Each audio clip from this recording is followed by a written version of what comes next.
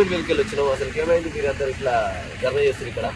Night మా అన్న gas problem ఉందని లోకల్ డాక్టర్ చూపించాం. ఏ ఊరు మీది? వెలిమినేడు చిట్యాల మండలం. వెలిమినేడు అయితే లోకల్ డాక్టర్ ఒక టానిక్ రాసి మంచిగా ఉండే గ్యాస్ ప్రాబ్లం ఉంది, ఏం ప్రాబ్లం లేదు, బీపీ మంచిగా అన్ని మంచిగా ఉన్నాయి, ఒకసారి ఈజీ తీసుకురాని కాంటాక్ట్ తీసుకుని తెచ్చిపోతా అంటే మేము ఆ మాట ప్రకారం ఇక్కడికి వచ్చినాం.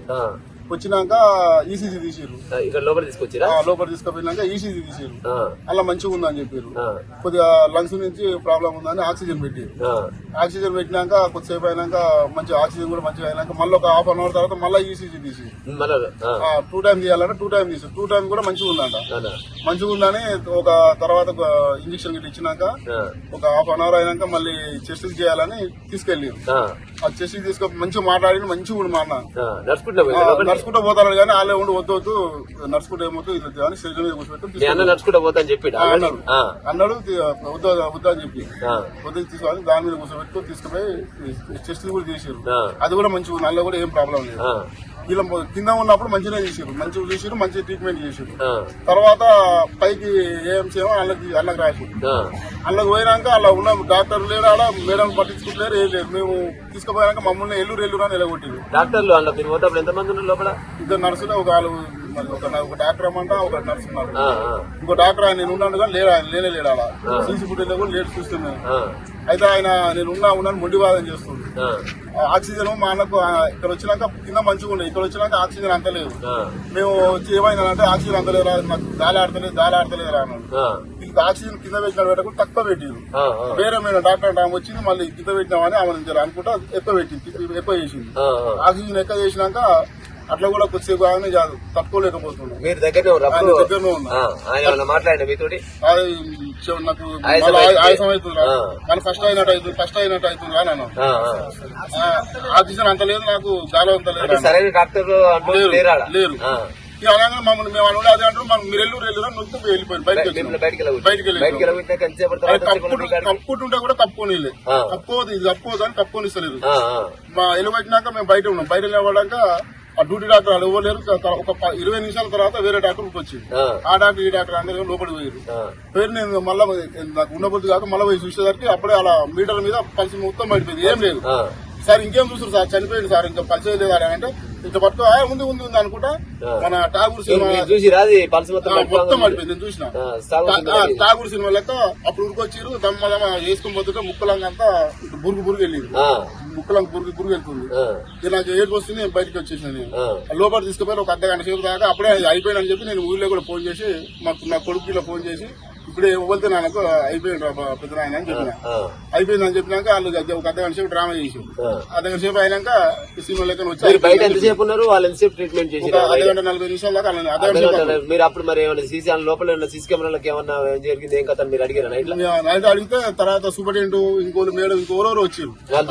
నైట్ చూపిస్తాను నైట్ ఒకసారి చూపిస్తామన్నారు, ఒకసారి సెక్యూరిటీ గార్డ్ వచ్చి మా మీద తిరగబడి వాళ్ళు మందు అయినట్టు మా మీద తిరుగుతున్నారు. ఇచ్చిండు మేడం ఇట్లా అందరూ వచ్చి వాళ్ళు ఈసారి ఏమో లంగ్స్ ఇట్లా వచ్చి అంత అరగక లంగ్స్ ప్రాబ్లం చచ్చిపోయిందని సార్ చెప్పింది. మేము ఒక మేడం వచ్చి ఆవిడేమో కార్డియాక్ అరెస్ట్ అయిందని ఆ మేడం చెప్పింది. ఇట్లా అయిందని చెప్పి చేసారు, వాళ్ళు వెళ్ళిపోయారు. మేము మా పిల్లగాళ్ళు ఫోన్ చేసి మా వాళ్ళు వచ్చారు. సరే అన్న వచ్చిన తర్వాత కానీ నైట్ లో మీకు సీసీ కెమెరాలో ఏమేమి ట్రీట్మెంట్ చేసి ఏం కదా అసలు డాక్టర్ల వాళ్ళు నర్సుల అనే సంగతి ఇస్తలేరు. మార్నింగ్ ఇస్తామని చెప్పారు. మార్నింగ్ ఇప్పుడు ఇంతసేపట్లో ఇచ్చిరా మీకు ఇబ్బంది ఎఫ్ఐఆర్ చేసి కోర్టుకి సబ్మిట్ చేస్తాడు, మాకు ఇస్తలేరు. మీరు చూసిరా? ఇప్పుడు చూసినాం. చూస్తే వాళ్ళు ఏమన్నా డాక్టర్ మేము ఎట్లా చెప్పిన అట్లే ఉంది. వాళ్ళు ఏం డాక్టర్ లేడు, ఏం లేడు, వాళ్ళంతా కట్టుకుని ఏదో మాట్లాడుతారు కానీ డాక్టర్ లేదు. ఆయనకు ఎంతమంది పిల్లలు? ఆయన పేరు ఏం పేరు? సత్తిరెడ్డి. ఏం సత్తిరెడ్డి? గడ్డం సత్తిరెడ్డి వెలిమినాడు. భార్య 2 పిల్లలు, కొడుకు. ఇప్పుడు ప్రస్తుతానికి అయితే పోలీసులు ఇప్పుడు ఆడేమన్నా ఇబ్బంది పెట్టినా లేకపోతే నార్మల్ గా చూపించారు? నార్మల్ అంటే లోపల పోయినాక ఎస్ఐ గారు అయితే మొత్తం వాళ్ళకి మాట్లాడుతున్నాను. నేనేమంటే నువ్వు అట్లా మాట్లాడే ఇట్లా మాట్లాడి నన్ను లోపల బెదిరించాను. బయటకు వచ్చేసరికి మంది ఉండేసరికి మళ్ళీ నిమ్మలంగా కామినేలోనే ఉన్నదా? ఇంటికి పంపించినాం, ఇంటికే పంపించాం. భార్య కాదు, body dead body post mortem ఎక్కడ తీసుకుపోతారు? మళ్ళీ నల్గొండ తీసుకుపోతారు. ఇప్పుడు మరి మీరు ఒప్పుకుంటున్నట్టా లేకపోతే చూస్తున్నారు? ప్రజలారా, ఇది మన నాగపల్లి దగ్గర కామినేని హాస్పిటల్లో వెల్మినేడ్కి వెళ్లి గడ్డం సత్తిరెడ్డి అనే వ్యక్తి ఇక్కడ నైట్ హాస్పిటల్కి వచ్చిందట. చిన్న ప్రాబ్లం ఏది గ్యాస్ ప్రాబ్లం ఉందనే ఉద్దేశంతో ఇంటికి వస్తే ఊళ్ళో చూపించుకుని అయిపోవు ఉత్తపుణ్యానికి ఇంటికి వచ్చి పానం తీసుకున్నట్టు పాన అయిపోయింది. వాళ్ళ బంధువులంతా ఇబ్బంది పెడుతున్నారు. నైట్ నుంచి ఏదో ట్రీట్మెంట్ చేస్తున్నాం అని ఠాగూర్ సినిమా తరహా ఏదో బాడీకి చేసి తర్వాత మేము ఏదో ప్రయత్నం చేసినాం కానీ మా చేతులంతా ఏం లేదు. అతను దేవేంద్ర అన్నట్టు ఉత్తపుణ్యానికి మంది చచ్చిపోయినట్టు అయిందంట. చాలా బాధతో ఉన్నారు. దయచేసి అందరు గమనించగలరు. ఏం పేరు అన్న మీకు? మంద ఎక్కడ ఏ ఊరు మీది? కామినేని హాస్పిటల్ కి గత 20 ఏళ్ల నుంచి ఆటో నడుపుతున్నాను. కామినేని హాస్పిటల్ కాడే ఆటో నడుపుకుంటారు గత 20 ఏళ్ల నుంచి. ఈ 5-6 ఏళ్ల నుంచి ఎటువంటి గిరాకులు లేవు మాకు. ఏ జనాలను ఎవరు ఇక్కడ పట్టించుకుంటారు కానీ ఎవరు అంటే డాక్టర్ల నిర్లక్ష్యం వల్ల ఎక్కువ పబ్లిక్ కూడా రాలేకపోతున్నారు. వీళ్ళు కూడా అవతలేరు, ఎవరు కూడా పట్టింపు లేదు అని బ్యాక్ వచ్చేసి మాకు చెప్తున్నారు. అంటే సరైన డాక్టర్ లేరని పబ్లిక్ ఇక్కడ ఎక్కువ రాలేకపోతున్నారు. ఎవరు చూడు మాకు అదే చెప్తారు. ఎందుకు అట్లా నిర్లక్ష్యం పెద్దలు మాకు తెలియదు. దాని వల్ల కూడా మాకు ఎంతో నష్టపోయింది. అంటే మీరు ఆటో కిరాయి కూడా అంటే వేల జనాలు డాక్టర్లు కరెక్ట్ లేరని అయితే ఎవరు పట్టింపు లేదు. ఎవ్వరు చూడు బయటకు వెళ్ళి అదే మాట మోటల్ హాస్పిటల్ మోటల్ కామినేని ఎవ్వరు చూడు అదే చెప్తున్నారు అంతే తప్ప ఇక్కడ చాలా ఎవరు పట్టించుకునే పరిస్థితి ఓన్లీ నర్సులతో నడుస్తున్నారు. అసలు డాక్టర్ అయితే లేరని ఎవరు చూడు మాకు అదే చెప్పేశారు.